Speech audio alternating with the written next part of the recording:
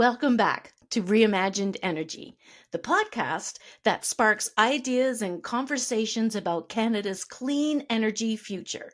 In this episode, we're joined by Alexander Ross from Highmark Power, a company that's made serious strides in building the EV charging and solar infrastructure Atlantic Canada needs.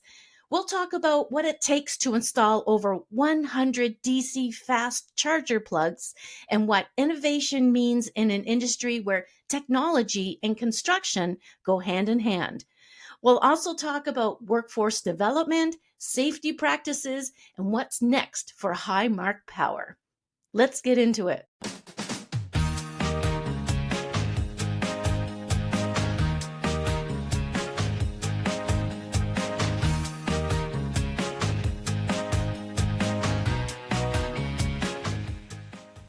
Hi, Alex. Thanks for joining me. Hey, Maria. Thanks very much for having me on. Appreciate it.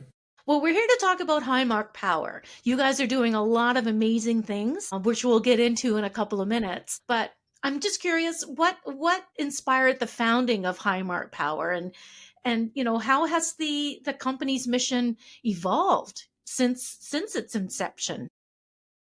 Yeah, we're kind of involved in a lot of the clean energy infrastructure projects around Atlantic Canada, as people may or may not know. Yeah, basically, our company was founded in 2022, so we're about three years old. So fairly, recent founding and new company. But our president, Mark McDonald, sort of saw a gap in the market, sort of around 2022 after working in renewables since around 2015, and looked at sort of what was available and sort of who was out there, and saw that, there's a real sort of opportunity for contractors and skilled, sort of skilled tradespeople to fill gaps in the market for, specific clean energy projects, and really help both other contractors do projects and bring specific, skills into the game, but also take on more of a full scope approach for building these things, from the ground up effectively. So yeah, I think that's kind of where we began and sort of how the founding principles came together. But since then, like I mentioned, we've sort of helped, on larger projects, help other contractors fill gaps in electrical and civil capabilities, but also have done sort of full scope projects, starting with sort of residential and smaller scale solar and battery projects for customers. And since then, sort of evolving our mission and our capabilities to do more larger scale multi-site projects in the commercial space, in EV charging, in solar and in battery storage. And then we've, with time, evolved our capabilities to take on more and more scopes. So starting with electrical and then adding in civil and trenching and driving ground screws and piles and excavation and sort of the full civil scopes that we can sort of come in and handle, kind of start to finish within our own team. So yeah, that's kind of where we started and where we are now. And we'll probably get into some more details. You, like Highmark Power, you've completed over 100 DC fast charger plugs, which is really, a big thing for EVs in Atlantic Canada. And, they provide more than like 200 megawatts of, you've also done 200 megawatts of solar installations as well. Tell everyone what have been the key challenges and the successes in executing all of these projects. What's it been like? Mm-hmm. Yeah, it's an exciting time at the moment for EVs and for solar in our province and across Atlantic Canada, as you mentioned. So yeah, it's definitely an exciting moment, and I think the adoption curve is really starting to take off, which we're proud and excited to be a part of. So yeah, like you mentioned, we've been involved in a lot of DC fast charging projects. We've done about 2 megawatts, not 200 of solar, but hopefully we'll get to the 200 megawatt mark at some point. But that's a future goal. But yeah, in terms of challenges and successes, I'm sure as you and many other people listening have found, I think some key challenges are, getting the right people in place and building a sort of a high performance team. I think currently, just due to supply and demand dynamics in our industry, we're often struggling to find the right skills and the right sort of workforce opportunities in the market currently. Although there's many organizations like NSCC and other training organizations that are rapidly scaling up their programs and delivering more sort of workforce development and the key skills that industry is asking for. But yeah, definitely getting, the right skills and the right sort of training Yeah, that's for our important. team is critical. I think secondly are the many of the changing kind of market conditions. This is a very rapidly developing industry, and Yeah. as you've seen, and as I'm sure many of your guests have mentioned that kind of supply and demand imbalances in the market are a challenge to deal with at times.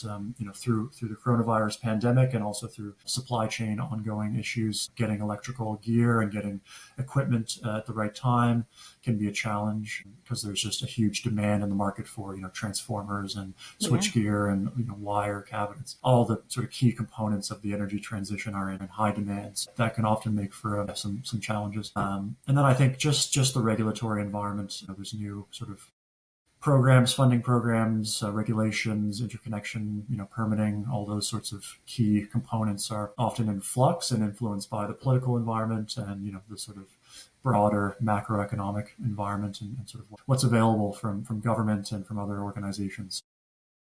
Navigating the sort of constantly changing market dynamics can be a challenge, but also there's a ton of opportunity there. And then, just sort of like regulatory and financing stuff, like I mentioned, is sort of something you need to invest significant resources in tracking and making sure that kind of what financing and funding is coming down the pipe and how to take advantage of those programs. Yeah, so I think those are the main challenges. And then for successes, we've been very lucky to have a number of them over a short period of time. Hmm.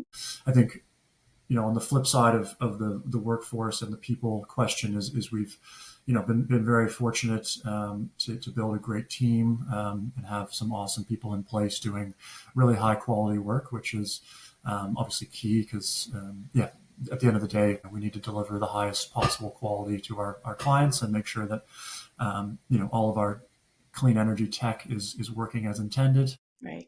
As you and other EV drivers know, showing up to a faulty charger is one of life's greatest frustrations. So we're trying to Oh yeah, avoid that as range much as we can. anxiety for sure kicks in, for Exactly. sure.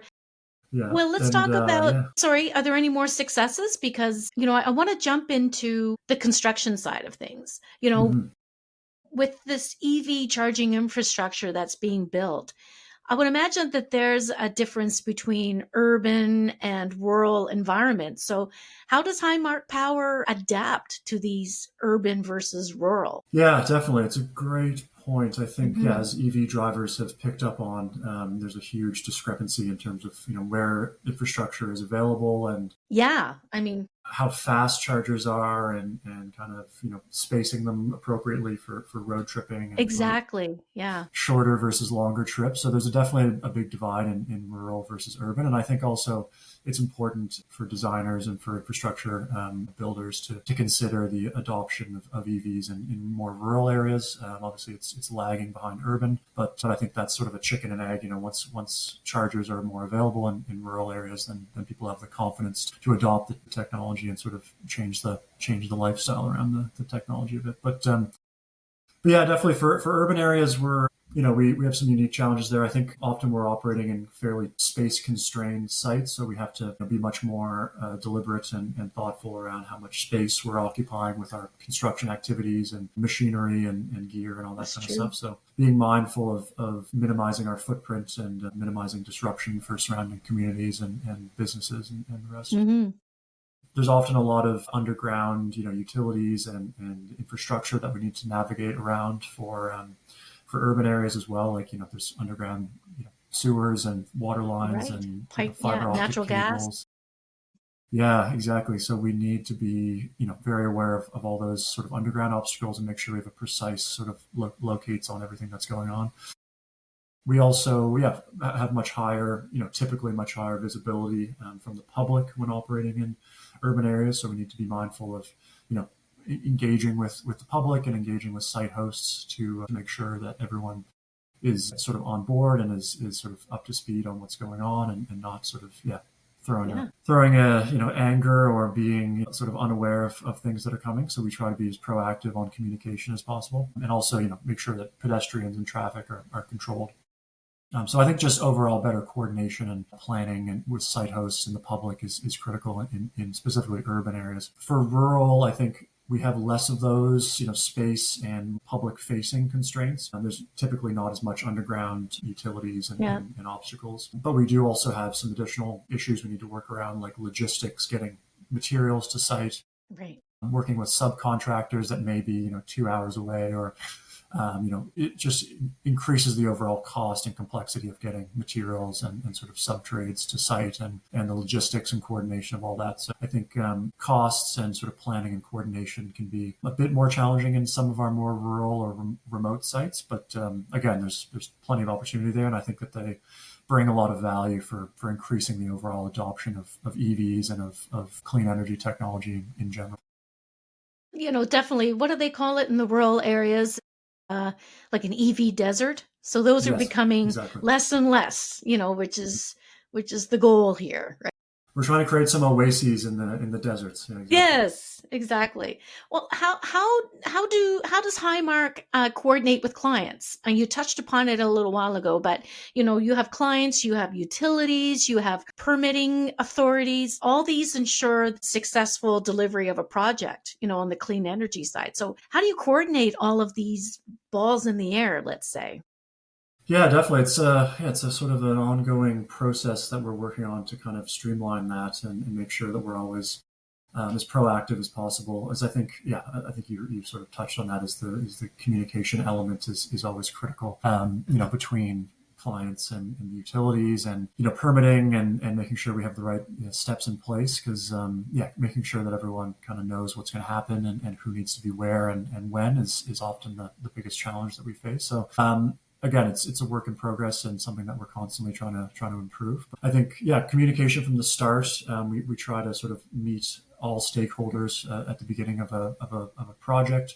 Meet on site, kind of make sure that everyone knows what's going where, the timelines. When we're going to be occupying space, when we're going to be digging, and sort of taking up valuable real estate for clients and site hosts. So being proactive and meeting all stakeholders, and communicating sort of our plan in general, identifying obstacles, identifying deliverables, and kind of when that's going to come down. And we do try and use like sort of automated reporting tools as much as we can to be proactive around daily updates, and sort of providing pictures and photographic documentation of everything we're working on, so that the client, each day can kind of see a report and say, okay, cool, they did this, and this, and here's the photos, and things are moving, according to plan.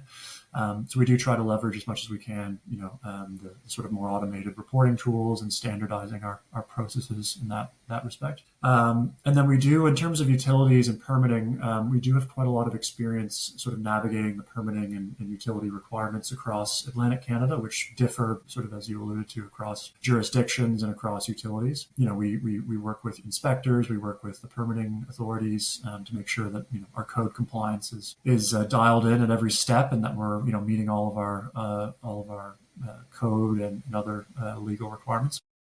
And then we try to build relationships with permitting authorities and inspectors, and making sure that we kind of know what they're expecting, and know what the sort of key milestones are from their perspective, to really help streamline things. Because I'm sure, as many of our colleagues in the industry know, that could be a challenge if you're working across jurisdictions and there's new permitting or code requirements you need to consider. And I think that kind of ties in well with what's being talked about at the federal and provincial levels now in Canada, on sort of streamlining interprovincial trade and trade barriers. Because even in Atlantic Canada, between New Brunswick, PEI, Right. Newfoundland, Nova Scotia, there's different authorities and different permitting and licensing requirements across each province. So I think the more we can, as a country and as a province, do to streamline permitting and licensing across provinces, will be a huge help to It our will be. industry, and make it easier for companies to move across provincial borders and Yes.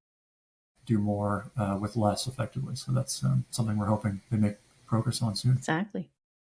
As I'm talking to you here, I can see a bolt, electric bolt or voltage behind you, which brings to mind the safety component. I know that Highmark, you've received, recognition. I think it was the 2024 Safety Bar or Safety Star Award from Avetta. So tell us a little bit about that. Like, safety's got to be a huge thing for you guys.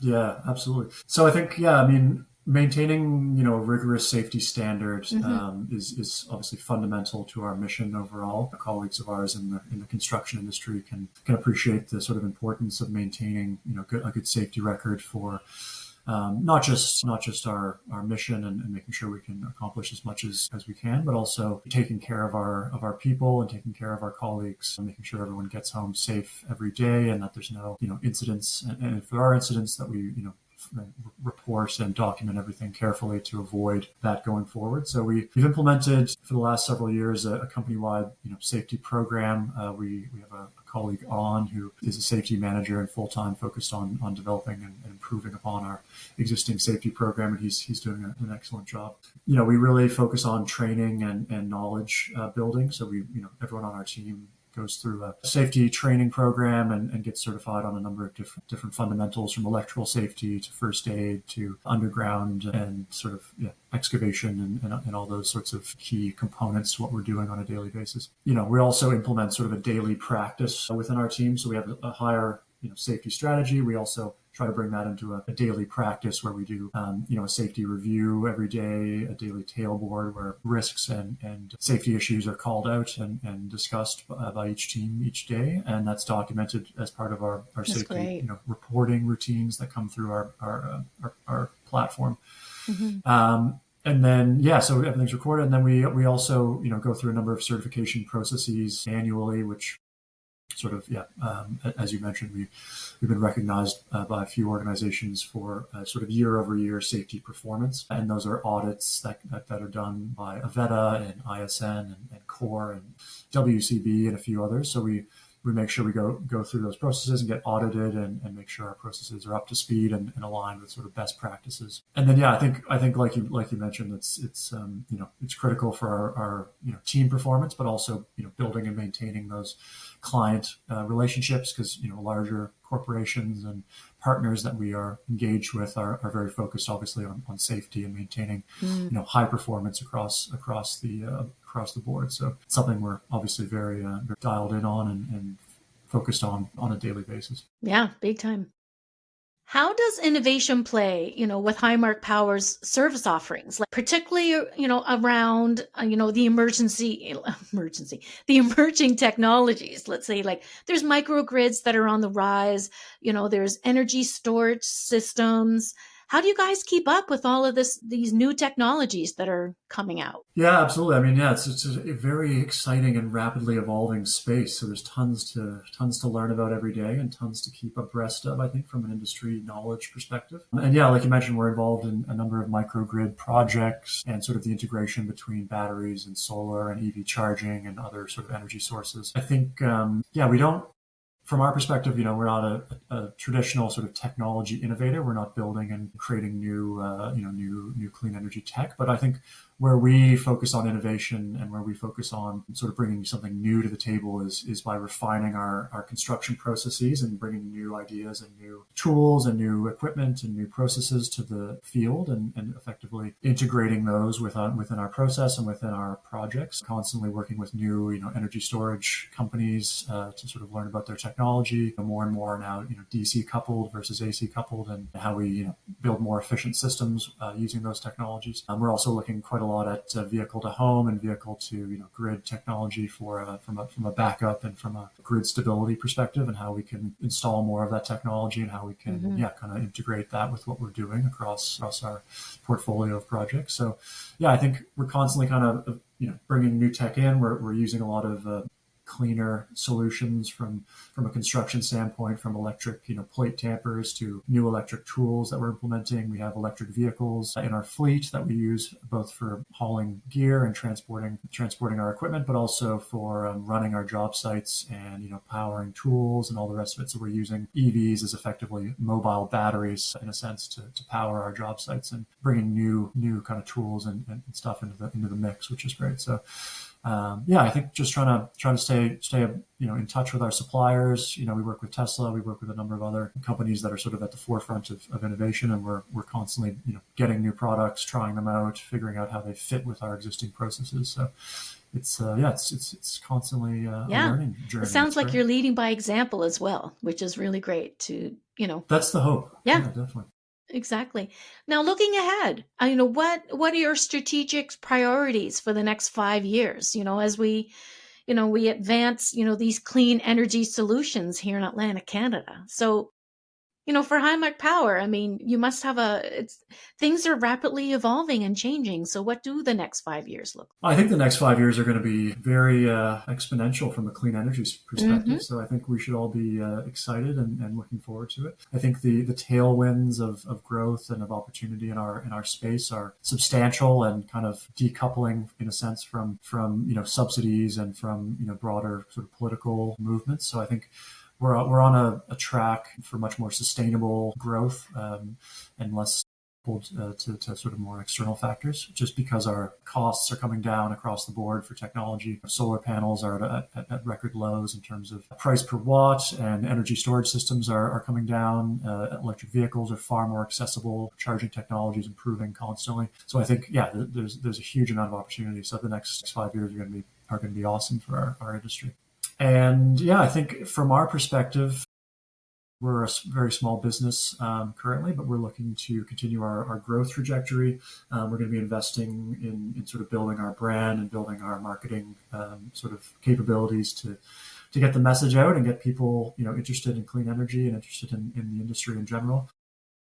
We'd like to see more business owners, more farmers, more industrial facilities get interested in optimizing their energy consumption and doing more self-generation. So that'll be something we're going to be definitely focused on for 5+ years. We also really want to focus in on building out our team in strategic areas. So adding roles that are going to boost our productivity and our skills, and bring in new knowledge areas. Like we're focused now on sort of breaking into the wind energy sector, which is a good growth area for Atlantic Canada. We're also looking at sort of taking on more recurring contracts on maintenance and sort of making sure that our projects and technologies that we're installing now are maintained and kept in optimal performance for many years to come. So really building out skills and knowledge on maintenance and optimization, sort of more recurring contracts like that.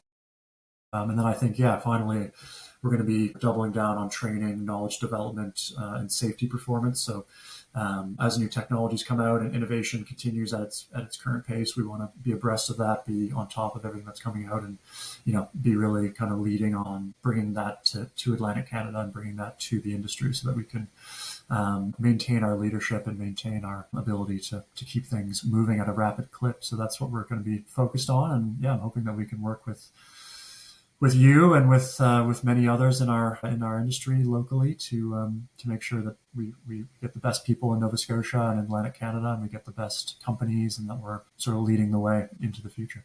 That's wonderful.